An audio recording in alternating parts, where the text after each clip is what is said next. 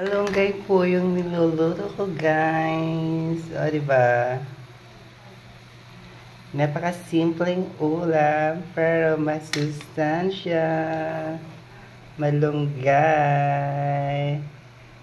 Malunggay yung niluluto natin ngayon. Galing pa po siyang bukid. Imported from bukid, diba? Sa bukid yung malunggay. Free lang siya. Kinukuha mo lang siya. Pero pagdating mo ng city, oh my God! Ang mahal na malunggay dito, 5 piraso, 25 pesos. Sarap niya yan, malunggay. Malunggay. Tapos mamaya magpipirito na tayo ng tulingan.